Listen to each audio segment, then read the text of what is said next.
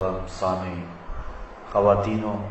حضرات، السلام علیکم ورحمۃ اللہ وبرکاتہ۔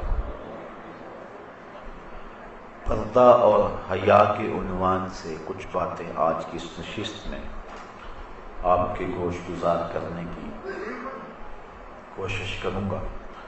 اللہ تعالیٰ میری زبان کو سچائی کا نور نصیب فرمائے اور جو سنیں اس پر مجھے اور آپ کو عمل کی توفیق نصیب کرے۔ اللہ تعالیٰ جل شانہ نے ہمیں جو دین دیا وہ دین فطرت ہے۔ مرد اور عورت انسانیت کے دو خوبصورت تیور انداز اور روپ ہیں۔ مرد کے وظائف ذمہ داریاں اور طرح کی ہیں اور عورت کے وظائف اور ذمہ داریاں کچھ اور طرح کی ہیں۔ اس لیے دونوں کو صلاحیتیں بھی اس اعتبار سے دی گئی۔ مرد کو جفاکش اور سخت پیدا کیا گیا، عورت کے اندر لطافت، ناز و انداز اور اس کے معمولات کے مطابق اور اس کی ذمہ داریوں کے مطابق اس کو صلاحیتوں سے نوازا گیا ہے۔ مرد چونکہ کسب معاش کر کے گھر کے نظم و نسق کو چلاتا ہے اور عورت امور خانہ داری میں مصروف رہتی ہے، تو دونوں کے وظائف، احکام، حالات اور صلاحیتیں الگ الگ رکھی گئی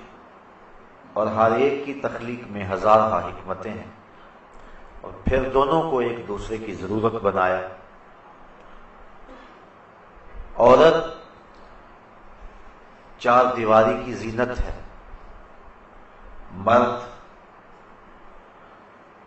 اس کائنات کا حسن، بانگپن اور عروج ہے۔ دونوں کے وظائف مختلف بنائے۔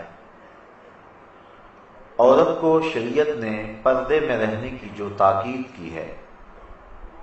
اس میں عورت پر جبر اور ظلم نہیں،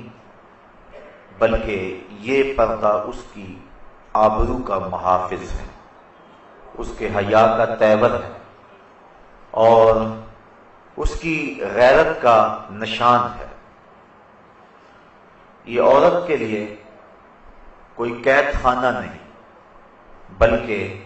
یہ اس کا اعزاز ہے، اس کی تکریم ہے۔ لائبریری کے اندر ہزارہ کتابیں موجود ہوتی ہیں، لیکن کسی کتاب کے اوپر غلاف نہیں چڑھایا جاتا۔ قرآن مجید اللہ کی کتاب ہے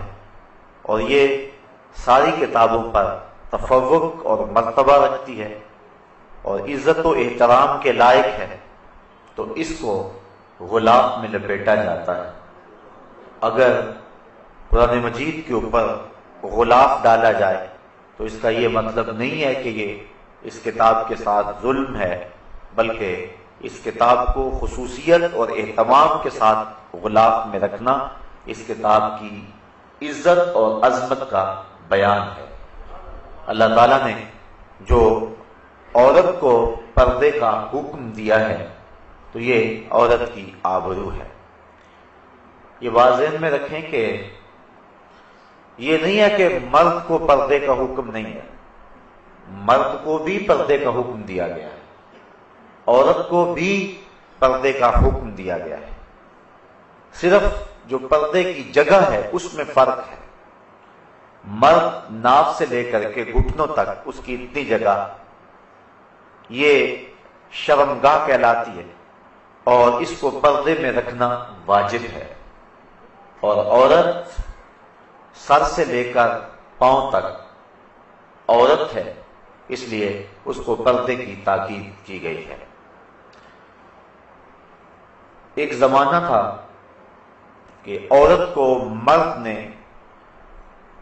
اپنی خواہشات کی تکمیل کا کھلونا سمجھا تھا، اور ہمیشہ مرد نے اس کی آبرو سے اور اس کی عزت سے کھیل کر کے اس کی تذلیل کی ہے۔ افلاطون نے عورت کو از قبیلے جن سے انسان ماننے سے انکار کیا۔ وہ کہتا ہے یہ انسان کی ہم شکل تو ضرور ہے لیکن انسان نہیں ہے۔ انسان کی ضرورت کے لیے، انسان کی تسکین کے لیے اور مرد کی راحت کے لیے اس کو پیدا کیا گیا ہے۔ یہ انسان کو جنم تو دیتی ہے لیکن خود انسان نہیں ہے۔ کسی نے کہا کہ عورت بدی کا سرچشمہ ہے، اتنی دیر تک اللہ کا قرب نہیں مل سکتا جب تک عورت سے جدائی اختیار نہیں کی جاتی۔ اسلام نے عورت کو مرتبہ دیا۔ بدھ نے کہا کہ یہ بدی کا سرچشمہ ہے، اس سے جدا ہو جاؤ گے تو پھر تمہیں اللہ کا قرب ملے گا، لیکن اسلام نے ہمیں جو عورت کا مرتبہ بتایا، ہم دیکھتے ہیں کہ بسا اوقات حضرت عائشہ رضی اللہ تعالی عنہا کے بستر میں حضور کو وحی آیا کرتی تھی۔ کہاں عورت بدی کا سرچشمہ قرار پاتی ہے اور کہاں حضور کو اپنی زوجہ محترمہ کے بستر میں وحی کے نزول کے آثار پیدا ہوتے ہیں۔ بلکہ حضور نے فرمایا حبب الیہ من دنیاکم ثلاث، مجھے تمہاری دنیا سے 3 چیزیں ہی پسند ہیں، الطیب والنساء وجعلت قرۃ عینی فی الصلاۃ، ایک خوشبو، دوسری منکوحہ عورتیں، اور تیسرا میری آنکھوں کی ٹھنڈک نماز میں رکھی گئی ہے۔ تو عورت کو اسلام نے ہی مرتبہ دیا۔ تو پہلے لوگوں نے عورت کو ایک کھلونا سمجھا اور اس کے ساتھ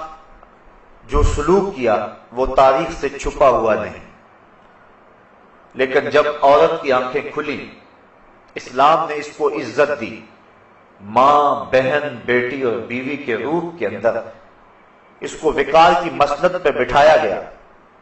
تو وہی پرانے شکاری ایک نیا جال لے آئے۔ پہلے تو انہوں نے عورت کو کھلونا سمجھا اور اس کو اس صورت کے اندر دیکھا، لیکن جب دیکھا کہ اس کی آنکھیں کھل گئی ہیں اور اسلام نے اس کو مرتبہ دے دیا ہے، تو پھر انہوں نے جال نیا بچھایا اور کہا کہ تیری آزادی میں یہ رکاوٹ ہے اسلام، تجھے مخصوص حجاب کے اندر رکھ کر کے تیرا استحصال کرنا چاہتا ہے، اس لیے تو جس طرح چاہے، جس طرح تیرے من میں آئے تو اپنے حسن کی نمائش کرے، تجھے کوئی روک نہیں سکتا، یہ تیری آزادی پہ قدغن ہوگی۔ جن لوگوں نے پہلے عورت کو کھلونا سمجھا وہی شکاری نیا جال لے آئے، اور اس طرح انہوں نے عورت کو گھر کی 4 دیواری سے نکال کر کے انہیں محفلوں کی زینت بنایا، جبکہ عورت کا حسن گھر کے اندر ہی رہنا ہے، چونکہ اس کی خلقت اسی لیے کی گئی ہے۔ اقبال کہتا ہے کہ اس راز کو عورت کی حقیقت ہی کرے فاش، مجبور ہیں معذور ہیں مردان خرد مند، کیا چیز ہے آرائش و زیبائش میں زیادہ، آزادی نسواں یا زمرد کا گلو بند۔ یہ عورت کی فطرت ہی بتا سکتی ہے کہ اس کے لیے حسن کہاں ہے۔ وہ گھر کی زینت بن کے رہنا پسند کرتی ہے کہ یہ چراغ محفل، وہ مردوں کے شانہ بشانہ سڑکوں پہ پتھر کوٹتی پھرے اور وہ ہوٹلوں کے اندر مردوں کی ہوسناک نگاہوں کا شکار ہوتی رہے، یہ اس کا حسن ہے، یا گھر کو سنبھال لے اور اپنے بچوں کی تربیت کرے اور انہیں معاشرے کا بہتر اور کارآمد حصہ بنائے۔ عورت کے لیے ان 2 وظائف میں سے کون سا وظیفہ ہے؟ ایک عورت کی فطرت ہی اس بات کو بتا سکتی ہے۔ تو یہ پرانے شکاریوں نے ایک نیا جال بچھایا اور عورت کو اپنے سفلی جذبات کی تسکین کے لیے کھلونا ہی دیکھنا چاہا، لیکن انہوں نے ایک اور جال بچھا کے عورت کو پھانس لیا۔ اب دیکھیے قرآن مجید میں ہمارا رب ہم سے کیا کہہ رہا ہے۔ یا بنی آدم، اے اولاد آدم، قد انزلنا علیکم لباسا یواری سوآتکم وریشا، بے شک ہم نے تمہاری طرف ایک لباس وہ اتارا کہ تمہاری شرم کی چیزیں چھپائے، اور ایک وہ کہ تمہاری آرائش ہو۔ یعنی لباس کے مقاصد بیان کیے گئے۔ لباس کے بنیادی مقاصد تین ہیں: گرمی اور سردی سے انسان کو بچانا، دوسرا انسان کی عزت آبرو کی حفاظت کرنا اور اس کی شرم والی چیزوں کو چھپانا، اور لباس کا تیسرا مقصد زینت دینا ہے۔ لباس پہن کر کے انسان مہذب لگتا ہے۔ اگر انسان لباس کے بغیر ہی معاشرے کے اندر چلنے پھرنے لگ جائے تو اس میں اور پھر جانوروں میں کوئی فرق باقی نہیں رہتا ہے۔ اللہ تعالیٰ نے انسان کی حیت ایسی بنائی ہے کہ اس کے لیے لباس ضروری ہے، اور اس مقصد کو یہاں بیان فرمایا، اے آدم کی اولاد، بے شک ہم نے تمہاری طرف ایک لباس وہ اتارا جس سے تمہاری شرم کی چیزیں چھپ جائیں، اور ایک لباس وہ جس سے تمہاری آرائش ہو۔ وَلِبَاسُ التَّقْوَىٰ، اور ایک لباس پرہیزگاری کا لباس ہے، تقوی کا لباس ہے، اور فرمایا ذَلِكَ خیر، یہ لباس بہتر لباس ہے۔ آگے فرمایا ذَلِكَ مِنْ آیاتِ اللَّهِ لَعَلَّهُمْ يَذَّكَّرُونَ، یہ اللہ کی نشانیوں میں سے ہے تاکہ کہیں وہ نصیحت مانے۔ اللہ تعالیٰ نے تمہاری نصیحت کے لیے یہ ساری چیزیں بیان کر دی، اور تمہارا لباس بھی اللہ کی من جملہ نشانیوں میں سے ایک نشانی ہے۔ یا بنی آدم، اے اولاد آدم، لا یفتننکم الشیطان کما اخرج ابویکم من الجنہ، اے اولاد آدم خبردار کہیں تمہیں شیطان فتنے میں مبتلا نہ کر دے، تمہیں فتنے میں نہ ڈال دے۔ کما اخرج ابویکم من الجنہ، جس طرح تمہارے ماں باپ کو اس نے بہشت سے نکلوایا۔ ینزع عنہما لباسہما لیریہما سوآتہما، اور اتروا دیے ان کے لباس کہ ان کی شرم کی چیزیں انہیں نظر پڑیں۔ انہ یراکم ہوا وقبیلہ من حیث لا ترونہم، بے شک وہ اور اس کا قبیلہ اور کنبہ تمہیں وہاں سے دیکھتا ہے کہ تم انہیں نہیں دیکھتے ہو۔ یعنی شیاطین تمہیں دیکھتے ہیں اور تمہارے اوپر حملہ آور ہوتے ہیں، لیکن تم شیاطین کو نہیں دیکھتے۔ انا جعلنا الشیاطین اولیاء للذین لا یؤمنون، بے شک ہم نے شیطانوں کو ان کا دوست کیا جو ایمان نہیں لاتے۔ جو مومن ہیں شیطان ان کا دوست نہیں ہے، بلکہ جو ایمان نہیں لاتے شیطان ان کا دوست ہے۔ تو شیطان چاہتا ہے کہ تمہارے لباس کو پھر تار تار کر دے، اور تمہیں پھر برہنہ کر دے، اور تمہارے تقوی کا لباس بھی چھین لے، اور وہ لباس جو تمہیں زینت دیے ہوئے ہے، اور وہ لباس جو تمہاری شرم والی چیزوں کو چھپائے ہوئے ہے، شیطان چاہتا ہے کہ تمہارے اس لباس کو پھر تم سے اتروا دے اور تم کو رسوا کر دے۔ جو اہل ایمان ہیں وہ شیطان سے کبھی دوستی نہیں لگاتے، اور جن کو ایمان کی بہار نصیب نہیں ہے وہ شیطان کو اپنا دوست سمجھ لیتے ہیں۔ تو اہل ایمان کبھی بھی شیطان کے ساتھ اپنی دوستی کے رشتے کو قائم نہیں رکھتے، بلکہ اللہ تعالیٰ نے ایک دوسرے مقام پر ارشاد فرمایا، یا ایھا الذین آمنوا لا تتخذوا عدوی وعدوکم اولیاء، اے ایمان والو میرے اور اپنے دشمن کو کبھی بھی دوست نہ بنانا۔ دشمن سوائے دشمنی کے اور کیا کرے گا؟ وہ جس روپ میں مرضی آ جائے سوائے دشمنی کے وہ کر ہی کیا سکتا ہے۔ تو شیطان ہمارا دشمن ہے، اس نے ہمارے رب کے روبرو قسم کھائی تھی کہ مجھے قسم ہے تیری عزت کی، میں تیرے بندوں کو تیرے تک نہیں پہنچنے دوں گا، میں ان کے دائیں ان کے بائیں ان کے آگے ان کے پیچھے چاروں طرف کو گھیر لوں گا۔ دو سمتیں بھول گیا، ایک اوپر والی ایک نیچے والی۔ جب بندہ پیشانی سجدے میں رکھ دے یا ہاتھ اٹھائے اور اللہ سے عرض کرے تو شیطان انسان کے راستے میں حائل نہیں ہو سکتا ہے، باقی چاروں سمتوں سے آتا ہے۔ تو اس کو کبھی بھی اہل ایمان دوست نہیں سمجھتے ہیں۔ تو شیطان انسان کو بے حیا بنانے کے لیے تگ و تاز کیا کرتا ہے، اور ہمیشہ شیطان انسان کی آبرو کا دشمن ہے، اس کو ایک آنکھ بھی انسان کی عزت نہیں بھاتی۔ اور وہ چاہتا ہے کہ انسان کو حیا باختہ کر دوں. اور صاحبو یہ بات ذہن میں رکھو کہ جب کسی قوم کے اندر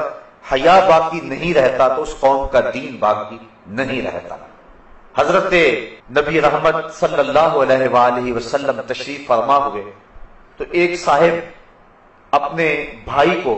حیا کے بارے میں درس دے رہا تھا، حیا کی تعلیم دے رہا تھا. تو حضور جب تشریف فرما ہوئے اور اس کے بھائی کو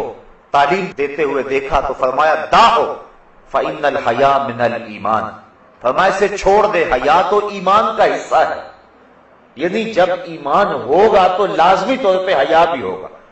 حیا کا سبق اور حیا کی تعلیم اور حیا کے لیے کوشش کر کے کسی شخص کے اندر اس بات کو ڈھیلا نہیں جا سکتا. اگر ایمان نہیں ہے تو حیا نہیں آ سکتا، اور اگر ایمان ہے تو حیا لازمہ ہے ایمان کا.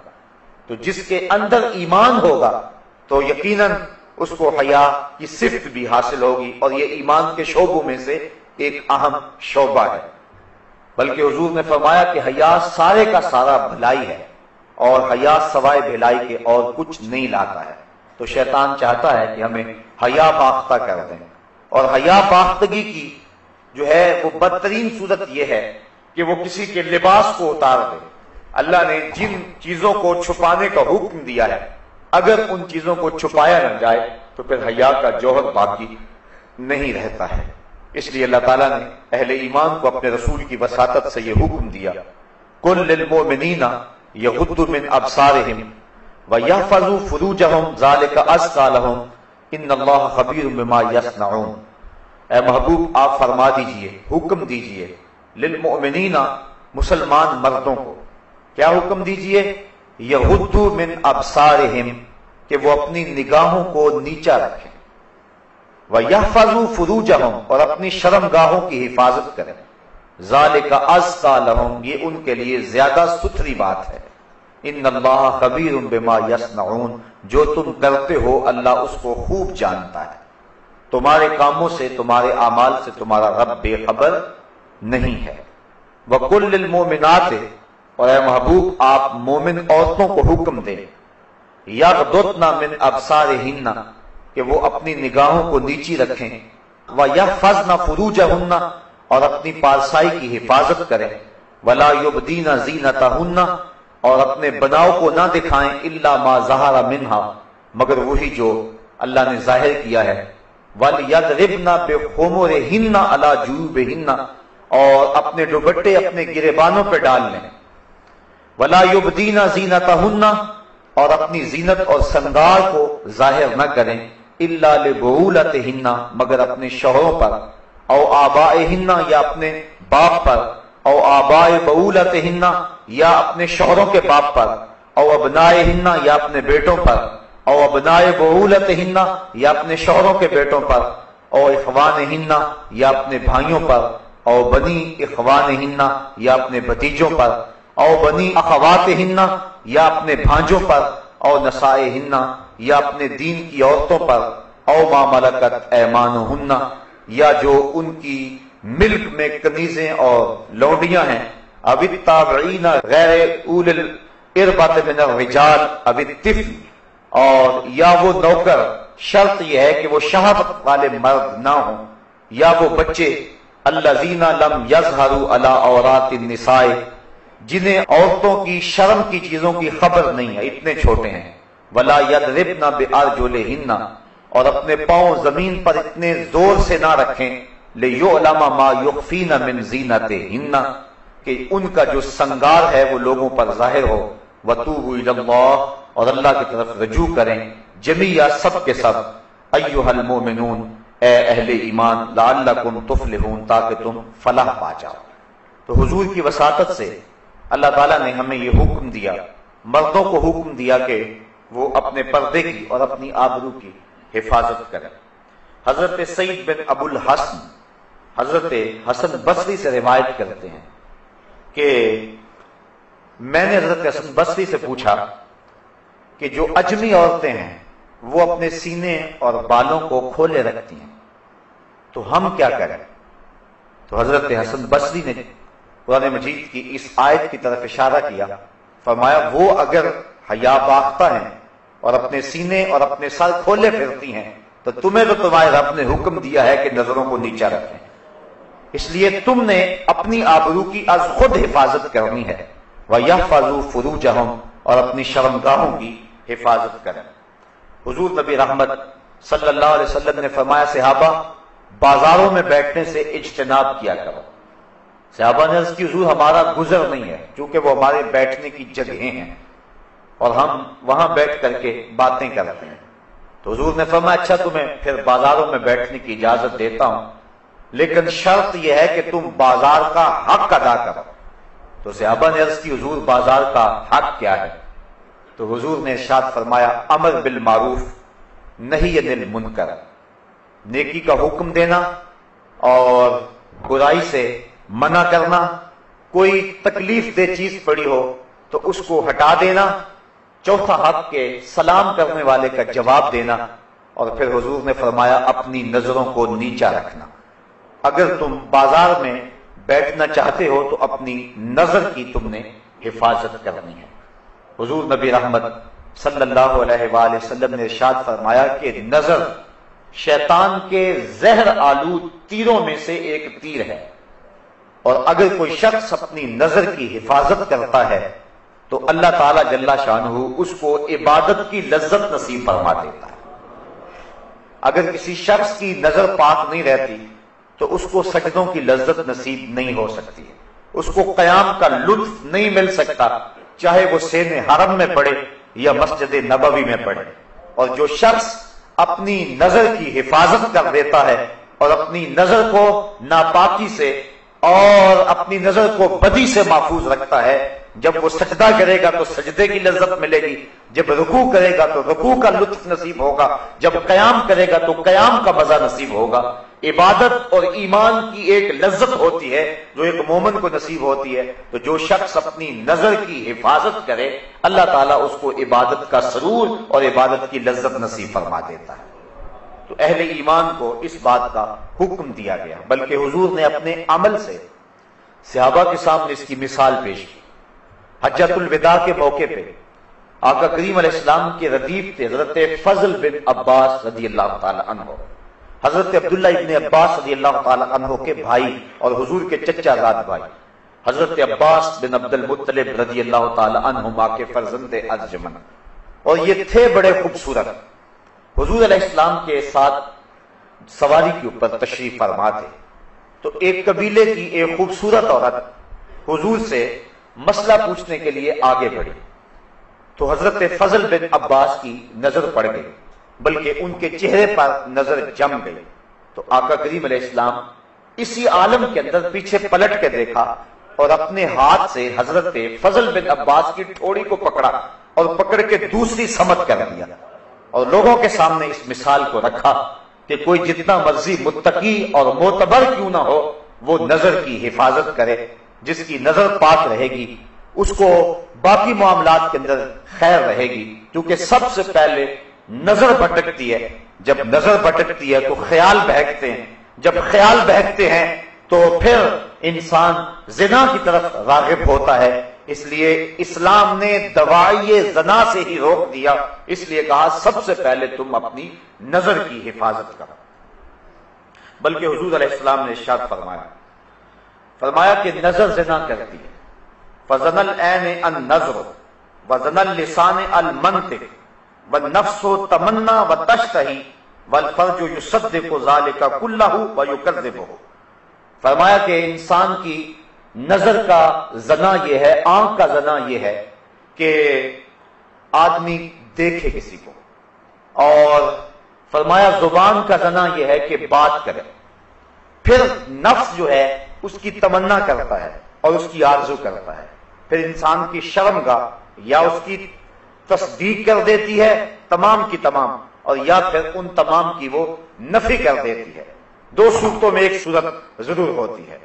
اس لیے اپنی نظر کی حفاظت کرے اور اپنی آواز سے بھی حفاظت کرے۔ آج کل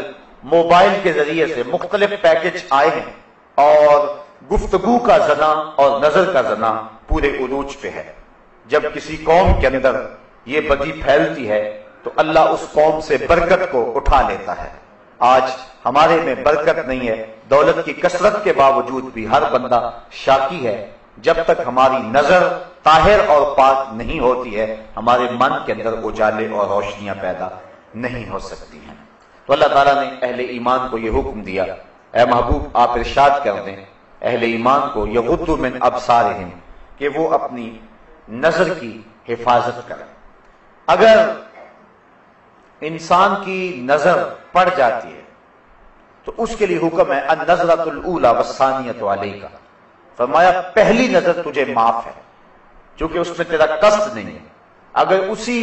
نظر کے تسلسل کو برقرار رکھتا ہے یا دوسری مرتبہ دیکھتا ہے تو فرمایا وہ تیرے اوپر وبال ہوگی۔ تو پہلی نظر کی معافی دی گئی کیونکہ اسلام جو ہے وہ دین فطرت ہے،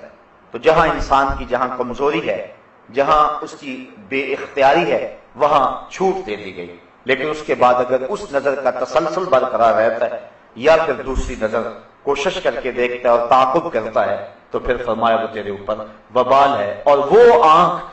جو غیر محارم کو دیکھتی رہی کل قیامت کے دن جہنم کی آگ سے بن دی جائے گی۔ اور 3 آنکھیں حضور نے فرمایا قیامت کے دن کوئی آنکھ نہیں ہوگی جو رو نہیں رہی ہوگی، صرف 3 آنکھیں ہوں گی کہ جن میں آنسو نہیں ہوں گے اور جو نہیں رو رہی ہوں گی۔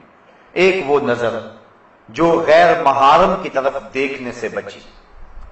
دوسری وہ نظر جو اللہ جل شانہ کی راہ میں اس کے راستے کے اندر جاگتی رہی، پہرا دیتی رہے، سرحدوں کے اوپر محافظت کرتی رہی، اور تیسری وہ نظر وہ آنکھ کہ خوف خدا میں مکھی کے سر کے برابر اس سے آنسو نکل آئے۔ تو فرمایا یہ 3 آنکھوں کے علاوہ باقی جتنی بھی آنکھیں ہیں وہ قیامت کے دن رو رہی ہوں گی۔ تو اپنی نظر کی حفاظت یہ بہت ضروری ہے، اور اللہ تعالیٰ نے قرآن مجید کے اندر یہاں خصوصیت کے ساتھ اس کا تذکرہ ارشاد فرمایا، وَيَحْفَظُوا فُرُوجَهُمْ ذَلِكَ أَزْكَىٰ لَهُمْ، اور اپنی شرمگاہ کی حفاظت کریں، یہ بہتر ہے ان کے لیے۔ ان اللہ خبیر بما یصنعون، بے شک اللہ ان کے کاموں کی خبر رکھتا ہے۔ یعنی اگر تم اپنی نظر کو محفوظ نہیں رکھ پاتے تو مت سمجھو کہ کسی نے دیکھا نہیں ہے، تمہارا رب دیکھ رہا ہے، اس کی نظر سے کوئی شے پوشیدہ نہیں ہے، ایک ایک چیز لکھی جا رہی ہے اور اس کا حساب کل تمہیں دینا پڑے گا۔ تو فرمایا وہ جانتا ہے، وہ دیکھتا ہے، اگر تم بچ جاؤ تو پھر بھی دیکھ رہا ہے، اور اگر تم نہ بچو تو وہ پھر بھی دیکھ رہا ہے۔ تو یہ اہل ایمان کو حکم دیا گیا۔ دوسری طرف عورتوں کو حکم دیا گیا، وَقُلْ لِلْمُؤْمِنَاتِ يَغْضُضْنَ مِنْ أَبْصَارِهِنَّ، اور اے محبوب مسلمان عورتوں کو بھی حکم دیں کہ وہ بھی اپنی نظروں کو نیچا رکھیں۔ اگر مرد کو روکا گیا ہے کہ وہ غیر محرم عورت کی طرف نہ دیکھے تو عورت کو بھی روکا گیا ہے کہ وہ غیر محرم مرد کو نہ دیکھے۔ حضرت ام سلمہ رضی اللہ تعالی عنہ حضور کی زوجہ محترمہ ہیں، حضرت میمونہ رضی اللہ تعالی عنہ کے گھر گئیں اور وہ بھی حضور کی زوجہ ہیں۔ تو حضرت عبداللہ ابن مکتوم آئے تو یہ ان کو دیکھنے لگے، تو حضور علیہ السلام نے فرمایا کہ پردہ کرو۔ حیرت سے عرض کی حضور یہ تو نابینے ہیں، تو حضور علیہ السلام نے فرمایا یہ نابینے ہیں، تم نابینا تو نہیں ہو، یعنی عورت کو بھی منع کر دیا کہ تو مرد کو نہ دیکھے۔ بلکہ حضور نبی رحمت صلی اللہ علیہ وآلہ وسلم کی پیاری صاحبزادی سیدہ فاطمہ الزہرا رضی اللہ تعالی عنہا سے پوچھا گیا کہ عورت کے لیے بہترین پردہ کیا ہے، تو سیدہ فرمانے لگی کہ عورت کا بہترین پردہ یہ ہے کہ نہ وہ مرد کو دیکھے اور نہ کوئی مرد اس کو دیکھے۔ بلکہ حضرت فاطمہ رضی اللہ تعالی عنہا اس وجہ سے پریشان رہا کرتی تھی کہ اب تو میں اپنے پردے کی حفاظت کرتی ہوں، جب موت طاری ہو گئی تو پھر اس کے بعد چارپائی کے اوپر اٹھا کر کے قبرستان میں لے جاتے ہیں اور عورت کے جسم کی ڈیل ڈھول جو ہے اس کو مرد دیکھتے ہیں، تو میرے لیے یہ بھی پریشانی کا باعث ہوگا۔ تو وہ اس معاملے میں سخت متفکر رہا کرتی تھی۔ حضرت اسماء بنت امیس رضی اللہ تعالی عنہا سے انہوں نے ایک دن یوں بات کی تو وہ فرمانے لگی کہ میں نے حبشے کے اندر لوگوں کو دیکھا ہے کہ وہ عورتوں کے لیے ایک خاص ڈولی ہے، اور آپ نے کہا کہ میں آپ کو بنا کے دکھا دیتی ہوں۔ انہوں نے کھجور کی 4 شاخیں منگوائیں اور پھر چارپائی کے 4 پایوں کے ساتھ باندھ دی اور ان کو آپس میں جوڑ دیا اور اس کے اوپر پردہ ڈال دیا۔ اور کہا کہ میں نے یوں حبشہ کے اندر دیکھا ہے، تو حضرت فاطمہ الزہرا اتنا خوش ہوئی اس بات پر کہ یہ ایک اچھا طریقہ مل گیا ہے، اور اس طرح عورت مرنے کے بعد بھی اپنے پردے کی اور اپنی آبرو کی اس طرح سے حفاظت کر سکتی ہے۔ تو یعنی اس انداز کے ساتھ اور اس صورت کے اندر جو ہے وہ ہمیں سبق اور درس دیا گیا۔ اور سیدہ فاطمہ الزہرا تو وہ ہیں کہ سورج نے بھی کبھی ان کے بال نہیں دیکھے تھے، بلکہ قیامت کا دن ہوگا اور جب سیدہ فاطمہ الزہرا رضی اللہ تعالی عنہا 70,000 حوروں کے جلوہ میں میدان حشر سے گزریں گی تو ایک دم آواز آئے گی، یا معشر الجمع غضوا ابصارکم، اے اہل معاشر اپنی نگاہوں کو نیچا کر لو، اس لیے کہ محمد صلی اللہ علیہ وآلہ وسلم کی بیٹی فاطمہ کا گزر ہو رہا ہے۔ تو اہل معاشر کو نظریں جھکانے کا کہا جائے گا، چونکہ انہوں نے زندگی میں اپنے پردے کی اپنی جان سے زیادہ حفاظت کی، اور اللہ تعالیٰ جل شانہ ان کو قیامت کے دن بھی اس انداز کے ساتھ اعزاز و تکریم عطا فرمائے گا۔ حج کے موقع پر ایک آزمائش ہے،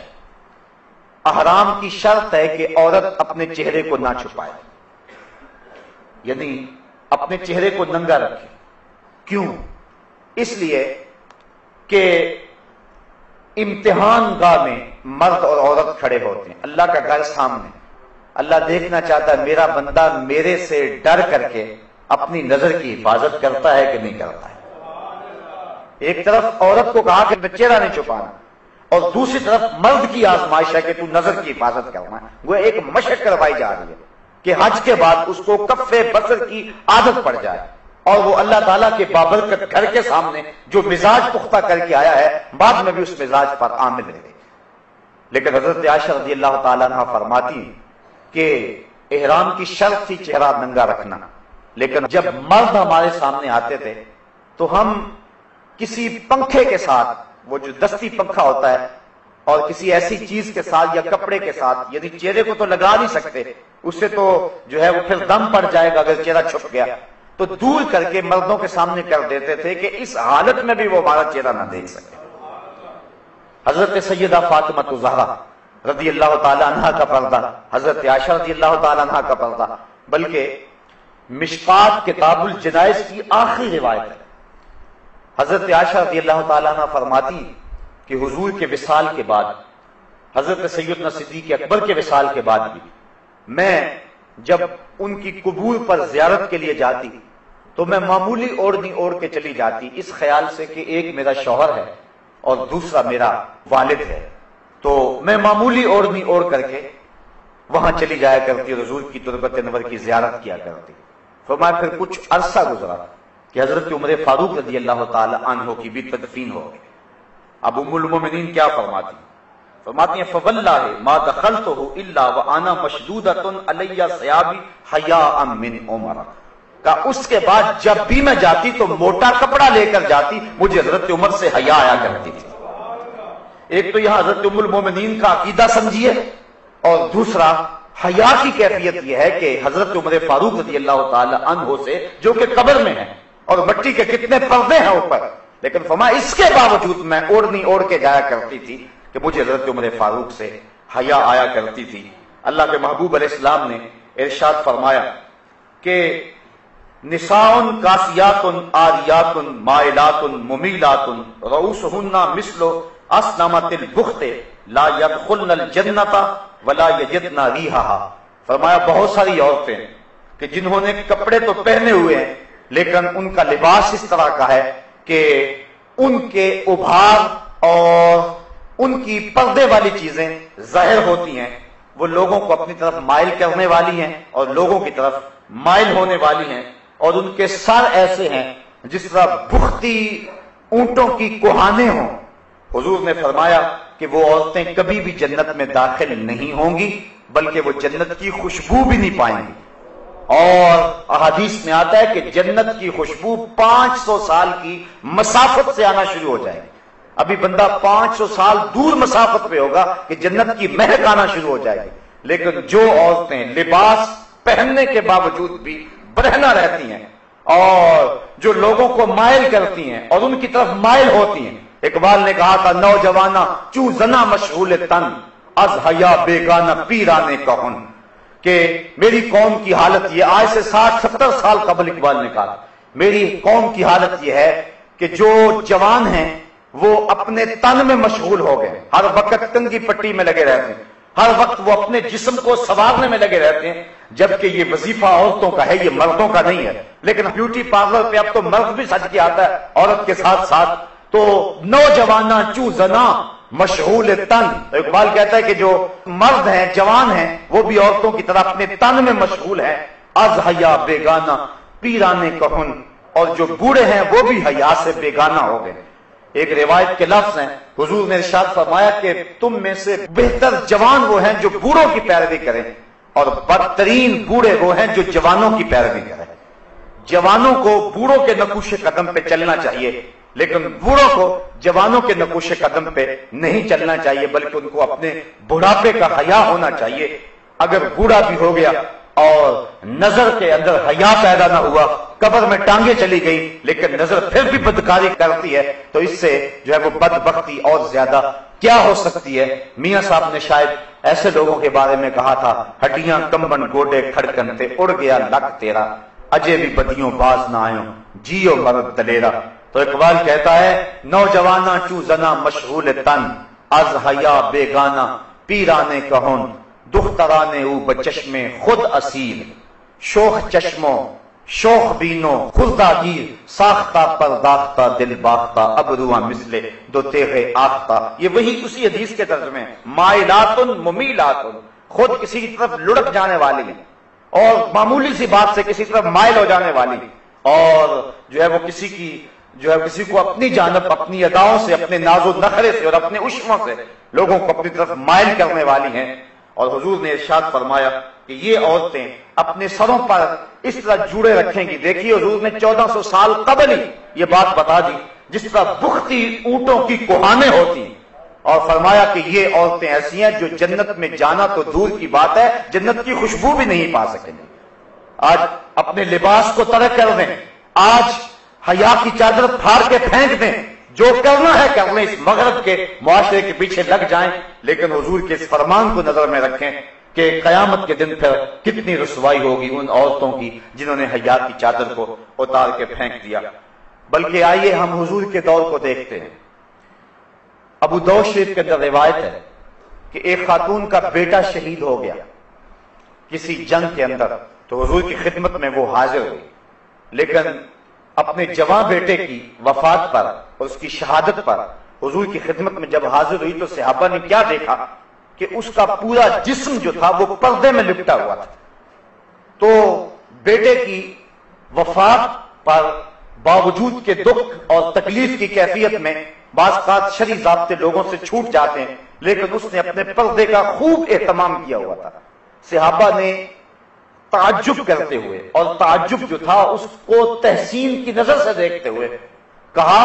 کہ تو نے اس حالت کے اندر بھی اپنے پردے کا اتنا التزام کیا ہے؟ تو اس عورت نے جو جواب دیا وہ دختران ملت کے لیے کتنی روشن اور کتنی جو ہے وہ اجالے بانٹنے والی بات ہے۔ اس نے کہا میرا بیٹا فوت ہو گیا، میرا حیا تو فوت نہیں ہوا ہے، میرا بیٹا چلا گیا لیکن میرا حیا تو بھی باقی ہے۔ تو یہ تھی اسلام کی وہ دختران جن کی گود میں اسلام پلتا تھا۔ جب عورت پردے میں تھی تو وہ ایسے بچے جنم دیتی تھی جو قوم کی تقدیر کو بدل کے رکھ دیتے تھے۔ اقبال کہتا ہے تو نہ دانی کہ سوزے کے راتے تو دیگر گوں کر تقدیر عمر رہا۔ میرے قوم کی بہن تو نہیں جانتی کہ تو بہن ہو کے قرآن پڑھے تو عمر کی تقدیر بدلتی ہے، اور تو ماں ہو کے قرآن پڑھے تو بیٹا نیزے کی نوک پہ بھی قرآن سناتا ہے۔ آج اگر عورت سمٹ جائے تو معاشرہ پھیل جائے گا۔ میری بہن، میری بیٹی، تو نگار خانے کی زینت نہیں ہے، تو گھر کی آبرو ہے، تو مغرب کی ٹینوں نہیں ہے، تو مشرق کی بیٹی ہے، تو محافل کا حسن نہیں ہے بلکہ تو چراغے خانہ ہے۔ تیرے دم سے کائنات کے اندر حسن ہے، مکالمات افلاطون نہ لکھ سکی لیکن اسی کے شعلہ سے ٹوٹا شرار افلاطون۔ اسی عورت کی گود کے اندر اسلام پلتا تھا۔ جب مائیں ام الخیر جیسی تھی تو بیٹے غوث اعظم جیسے جنم لیتے تھے، جب مائیں راستی جیسی تھی تو بیٹے بابا فرید جیسے جنم لیتے تھے، جب مائیں سیدہ فاطمہ تو زہرا جیسی تھی تو بیٹے حضرت امام حسین جیسے جنم لیا کرتے تھے۔ جب ماں قرآن کھول کے تلاوت کرتی تھی اور بیٹے کو لوئیاں دیا کرتی تھی تو بیٹے وقت کے باعزید ہوا کرتے تھے، لیکن جب مائیں ایک طرف بیٹے کو دودھ پلا رہی ہیں اور دوسری طرف تھرکتی ہوئی تصویروں پہ نظر جمی ہوئی ہے تو پھر بیٹے وقت کے باعزید تو نہیں ہوں گے، وہ اداکار اور ایکٹر ہی بنیں گے، وہ بے حیا ہی بنیں گے، حیا کا مادہ ان کی آنکھ میں نہیں ہوگا۔ تو اللہ تعالیٰ جل شانہ نے خاص طور پہ ارشاد فرمایا اور عورتوں کو کہا کہ وہ اپنی نظر کو نیچا رکھیں وَيَحْفَظْنَ فُرُوجَهُنَّ، اور اپنی پارسائی کی حفاظت کریں۔ سب سے قیمتی جوہر کسی شخص کی آبرو ہے، اگر آبرو باقی نہ رہی تو کیا باقی رہا؟ وَلَا يُبْدِينَ زِينَتَهُنَّ، اور اپنا بناؤ نہ دکھائیں إِلَّا مَا ظَهَرَ مِنْهَا، مگر جتنا خود ظاہر ہے۔ بعض علماء نے کہا کہ اس سے مراد جو ہے وہ اس کا لباس ہے، بعض نے کہا ہاتھ اور اس کا چہرہ اور اس کے پاؤں ہیں، لیکن یہ بات ذہن میں رکھیں جو شریعت نے ہاتھ، پاؤں اور چہرے کے پردے کے بارے میں ہے کہ اس کا پردہ نہیں ہے، تو وہ رشتے آگے آ رہے ہیں کہ ان سے پردہ نہیں ہے، یعنی گھر کے اندر عورت رہتی ہے تو ظاہر بیٹے کے سامنے ہاتھ اور چہرہ اور پاؤں ان کا برہنا رہنا یہ ضروری ہے، ممکن نہیں ہے کہ یہ برہنا نہ رہے، اس لیے شریعت نے اس کی اجازت دی ہے کہ وہ اپنے بیٹوں کے سامنے، اپنے باپ کے سامنے، اپنے بھائیوں کے سامنے، بھتیجوں اور بھانجوں کے سامنے یہ سارے رشتے گنوائے، اور عورتیں عورتوں کے سامنے، اور وہ بھی عورتیں جو مسلمان عورتیں ہیں، جو کافرہ عورتیں ہیں، ان کے سامنے بھی عورت پردہ کرے۔ یعنی اس بات کی بھی تاکید کی گئی ہے کہ کافرہ عورت کے سامنے بھی جو ہے وہ پردہ کرے، اس کو بھی اپنی زیب و زینت نہ بنائے، کیونکہ وہ اتنی مقدس ہے جس طرح شہوانی نگاہ اس کے چہرے پہ نہیں پڑنی چاہیے، کسی غیر جو ہے وہ مسلم عورت کی ناپاک نگاہ بھی اس کے مقدس چہرے پہ نہیں پڑنی چاہیے۔ اسلام نے عورت کو عزت دی ہے، یہ اس کو مرتبہ دیا ہے، بلکہ ایک مخنث حضور علیہ السلام کے گھر میں آتا تھا اور زواج مطہرات ان کے پاس بیٹھ جایا کرتی تھی، حضور علیہ السلام نے کبھی کچھ نہیں کہا تھا۔ ایک دن حضور تشریف لائے تو وہ باتیں کر رہا تھا، اور بات کیا کر رہا تھا؟ کسی عورت کا تذکرہ کر رہا تھا کہ وہ اتنی موٹی ہے کہ جب وہ اٹھ کے چلتی ہے تو 4 بل پڑتے ہیں اس کے بدن پہ، اور جب وہ لوٹتی ہے تو اس کی کمر پہ 4 بل پڑتے ہیں، یعنی اس کے حیات جلوس اور حیات قیام کو وہ بیان کر رہا تھا۔ تو آقا کریم علیہ السلام نے ازواج مطہرات سے فرمایا کہ اس سے بھی تم پردہ کیا کرو، اگرچہ یہ مخنث ہے لیکن چونکہ یہ عورتوں کے ان محاسن پہ نظر رکھتا ہے، وہ شخص کے جس کی نظر خراب ہو یا جس کے خیال کے اندر وسوسہ پیدا ہو سکتا ہے اور یا جس کے خیال کے اندر پلیتی آ سکتی ہے، اگرچہ اس کے اندر مرد والی خاصیت نہ بھی ہو تو قوم کی بیٹیوں کو اس سے بھی پردہ کرنے کی ضرورت ہے۔ اس لیے کافرہ عورتیں جو ہیں ان سے بھی پردہ کرنے کی تلقین کی گئی ہے۔ اس کے من جملہ خرابیوں میں علماء نے یہ خرابی بھی بیان کی ہے کہ وہ اپنے مردوں کو جا کے اس کے محاسن بیان کریں گی تو وہ مرد ان کے لیے جو ہے وہ راغب ہوں گے، اس لیے کافرہ عورت کے سامنے بھی اپنی زینت کو ظاہر نہ کیا جائے۔ اللہ اکبر۔ بلکہ یہاں تک ارشاد فرمایا، ذرا غور کیجئے، آج جس معاشرے میں ہم جی رہے ہیں، آج اگر کوئی ایسی بات کرے تو لوگ کہتے ہیں کہ یہ کٹ ملا ہے، یہ معاشرے کو پنپتے ہوئے دیکھ نہیں سکتا، اس کا دین بڑا سخت ہے، لیکن یہ تمہارا رب فرما رہا ہے نہ صرف کہ عورت اپنے پردے کی حفاظت کرے بلکہ ارشاد فرمایا وَلَا يَضْرِبْنَ بِأَرْجُلِهِنَّ لِيُعْلَمَ مَا يُخْفِينَ مِنْ زِينَتِهِنَّ، عورت اپنے گھر کی 4 دیواری کے اندر اپنا پیر اتنے زور سے نہ رکھے کہ اس کے پاؤں میں پڑے ہوئے پازیب کی چھنکار باہر گزرتے ہوئے غیر مرد کے کانوں میں پڑے۔ یعنی اسلام یہاں تک عورت کو پردے کی تلقین کرتا ہے، نہ صرف عورت پردہ ہے، نہ صرف اس کے چہرے اور اس کے ہاتھوں کا پردہ ہے، نہ صرف کہ اس کی آواز پردہ ہے، بلکہ عورت کے ساتھ نسبت ہو گئی جس زیور کی، اسلام کہتا ہے کہ اس زیور کی چھنکار بھی غیر مرد کے کانوں تک نہ پہنچے، کیونکہ یہ زیور ایک عورت نے پہنا ہوا ہے اور عورت اتنی مقدس ہے کہ اس کے پاؤں سے جڑنے والے زیور کی چھنکار کا بھی پردہ بن گیا۔ بلکہ دیکھیے یہاں 22ویں پارے کے ابتدا کے اندر اللہ تعالیٰ جل شانہ نے جو حکم دیا حضور کی ازواج مطہرات کو، ذرا اس پہ غور کیجئے، اللہ تعالیٰ کیا ارشاد فرما رہا ہے۔ ارشاد فرما یا نساء نبی لستن کاحد من النساء، اے نبی کی بیویوں تم عام عورتوں کی طرح نہیں ہو، میں کہتا ہوں بدقسمت ہیں وہ لوگ جو نبی کو اپنے جیسا کہتے ہیں، بدقسمت ہیں وہ لوگ۔ اللہ کہتا ہے نبی کی ازواج، نبی سے نسبت ازدواج رکھنے والی خواتین تم عام عورتوں جیسی نہیں ہو، چونکہ تمہاری نسبت رسول سے ہو گئی ہے۔ جس کی نسبت رسول سے ہو جائے وہ عام عورتوں کی سب سے اٹھ کر امتیاز کی سب پہ بیٹھ جاتی ہے، پھر نبی کا اپنا مرتبہ کیا ہوگا؟ تو لوگ دھوکہ کھا گئے۔ حضرت صاحبزادہ سید فیض الحسن شاہ علیہ رحمہ ایک بڑی خوبصورت بات کہا کرتے تھے، میں اس پہ لمبی گفتگو نہیں کرتا لیکن یہ دو جملے بہت کافی ہوں گے۔ آپ فرمایا کرتے تھے تو نے حلیمہ کی بکریوں کے پیچھے پیچھے تو دیکھا ہے، سدرہ پر جبریل کے آگے آگے کیوں نہیں دیکھا؟ اور اقبال کہتا ہے کہ تو نے یوسف کو کنویں میں دیکھا تو کیا دیکھا، ارے ناداں جو مطلق تھا مقید کر دیا تو نے، تو ابھی تک کنویں میں دیکھ رہا ہے، وہ تو مصر کے تخت کا مالک بھی بنا ہوا ہے۔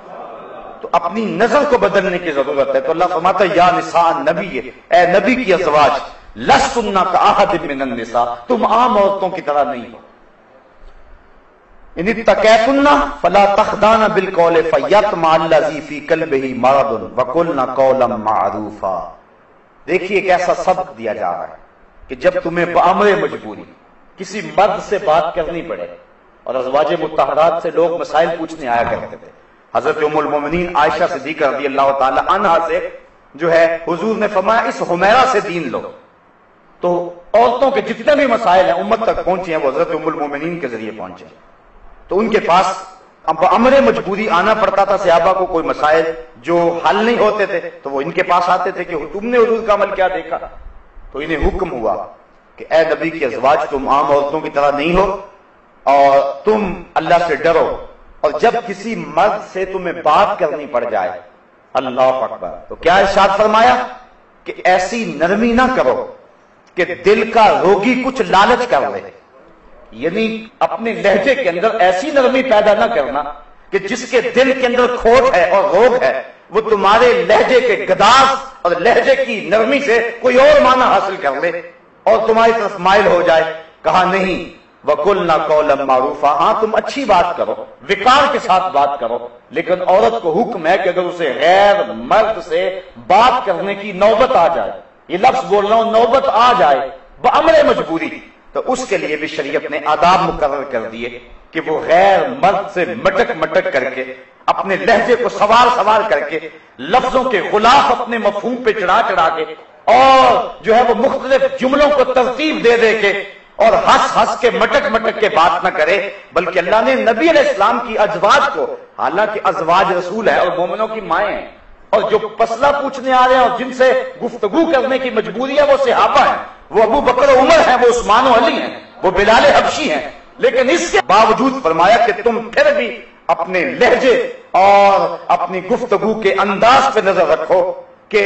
یہ پاک تینت لوگ تو آیا کرتے ہیں، کوئی ایسا بھی آ سکتا ہے کہ جس کے دل میں روگ ہو اور تمہارے لہجے کی نرمی سے وہ کوئی اور معنی اخذ کر لے، اس لیے تم اچھی بات کرو لیکن اپنے لہجے کے جو ہے وہ نرمی اور لہجے کی لچک پیدا نہ کرو تاکہ جو ہے وہ تمہارا روگ ان کے اوپر برقرار رہے۔ تو یہ تو ام المومنین اور ازواج مطہرات کو جو مومنوں کی مائیں ہیں امہات المومنین، یہ ان کو حکم دیا ہے۔ اور آج موجودہ دور میں جس طرح عورت مرد کے ساتھ بات کرتی ہے، اور اگر کوئی تھوڑی سی لہجے کے اندر سختی یا مختصر بات کر کے جو ہے وہ عورت مرد سے بات چھوڑ دے تو لوگ کہتے ہیں کہ تیری بیوی جو ہے وہ اکھڑ ہے، اس کو بولنے کی تمیز نہیں ہے، یہ تانے سن لو کوئی بات نہیں ہے، لیکن یہ تانے دنیا پہ ہے، اصل ہماری زندگی آخرت کی زندگی ہے، ہم نے اس کا حسن اور اس کا نور اور اس کی روشنی دیکھنی ہے۔ بلکہ اللہ تعالیٰ جل شانہ نے ارشاد فرمایا یا ایھا النبی قل لازواجک وبناتک ونساء المؤمنین یدنین علیہن من جلابیبہن ذالک ادنی ان یعرفن فلا یؤذین وکان اللہ غفورا رحیما۔ اے نبی اپنی ازواج کو، اپنی صاحبزادیوں کو اور مسلمان عورتوں کو حکم دے، ان کو ارشاد کریں کیا؟ یدنین علیہن من جلابیبہن، کہ وہ اپنی چادروں کا ایک حصہ اپنے منہ پہ ڈال رکھیں، یعنی پردے کا حکم دیا گیا۔ بعض لوگ کہتے ہیں کہ جو ہے وہ آنکھوں کا پردہ ہوتا ہے، یہ ایک نئی اور گمراہ کن اصطلاح ہے، پردہ تو جی آنکھوں میں ہونا چاہیے، اور بالخصوص آج کل جو جعلی اور 2 نمبر پیر ہیں وہ اس بات کا بڑا ڈھنڈورا پیٹتے ہیں کہ حیا آنکھ میں نہیں ہے تو پھر جو ہے وہ پردے میں حیا کیسے ہو سکتا ہے؟ جس چیز کو اللہ اور اس کے رسول نے ہمارے لیے بطور ضابطہ بیان کر دیا، کس شخص کو حق پہنچتا ہے کہ اس کو بدلے، چاہے جتنا مرضی پیر کیوں نہ ہو؟ پیر اور مریدنی کا بھی آپس میں پردہ ہے۔ حضور علیہ السلام کی جب صحابیات نے بیعت کی تو انہوں نے کہا کہ حضور آپ ہم سے مصافحہ فرمائیں، تو حضور نے فرمایا لا اصافح النساء، میں عورتوں سے مصافحہ نہیں کیا کرتا۔ آؤ میں اور آپ اپنے اہل خانہ کو، قوم کی بیٹیوں کو اور اپنی قوم کی خواتین کو پردے کی تاکید کریں۔ مرد اپنی نظر کی حفاظت کریں اور عورت پردے میں سمٹ جائے۔ یہ پردہ، یہ برقع، یہ چادر جس کو اللہ تعالیٰ نے جو ہے وہ جلباب کہا، یہ چادر اور یہ برقع، یہ اس کے لیے کوئی قید خانہ نہیں۔ میری بہن، میری بیٹی، یہ برقع تیری آبرو کا پہرا ہے، یہ تیرے حیا کا تیور ہے۔ تیرے برقعے کی ایک ایک سلوٹ تیری آبرو کا پتہ دیتی ہے، اس لیے تیرا پردے میں جانا اور تیرا سمٹ جانا یہ قوم کے پھیلنے کی دلیل ہے۔ جب قوم کی بیٹیاں پردے میں تھیں تو معاشرہ روشنیاں پا گیا تھا اور زمانے کو باقپن ملا تھا، اور جب عورتیں پردے سے نکلی اور فطرت بدلی تو پھر جو ہے سوائے تباہی کے ہمارے مقدر میں کچھ نہ ہوا۔ آج ہماری بدقسمتی یہ ہے کہ شریعت کے جو ضابطے ہیں ہم ان کے برعکس چل رہے ہیں۔ مرد کو حکم ہے کہ وہ اپنے ٹخنے ننگے رکھے اور عورت کو حکم ہے کہ وہ اپنی شلوار وغیرہ لٹکا کے رکھے تاکہ اس کے پاؤں بھی جو ہے وہ ڈھک جائیں، لیکن عورت جو ہے وہ اپنی شلوار کو کھینچ کر کے جو ہے وہ بہت اوپر لے گئی ہے، اور جو مرد ہے وہ بالکل نیچے لٹکا رہا ہے۔ مجھے بتاؤ، اگر حسن گھٹنے چھپانے میں ہے تو پھر عورت ظاہر کیوں کر رہی ہے؟ اور اگر حسن گھٹنے ظاہر کرنے میں ہے تو پھر مرد کیوں چھپا رہا ہے؟ مجھے لگتا ہے جس طرح ہم نے کوئی ضد باندھی ہوئی ہے شریعت سے، مرد کو کہا کہ تو نے ٹخنے ظاہر کرنے ہیں تو وہ الٹا ان کو چھپا رہا ہے، اور عورت کو حکم ہے کہ تو نے اپنے ٹخنوں کو چھپانا ہے، وہ الٹا اس کو برہنہ کر رہی ہے۔ ہم شریعت بیضاء سے ٹکر نہ لے اور اللہ اس کے رسول کے حکموں سے مقابلہ نہ شروع کریں، بلکہ جو ہمیں حکم دیا گیا ہے اس حکم پر پورا اترنے کی کوشش کریں۔ تو آئیے میں اور آپ اپنے گھروں میں اپنے اہل خانہ کو پردے کی تلقین کریں اور ان کو حضور کے طریقہ کے مطابق زندگی گزارنے کا درس دیں۔ اللہ مجھے آپ کو اپنی رحمتیں عطا فرمائے۔ آفاق کے ہر ہر گوشے میں قرآن سنا کر دم لینا، اب رکنا نہیں، اب تھمنا نہیں، فردوس میں جا کر دم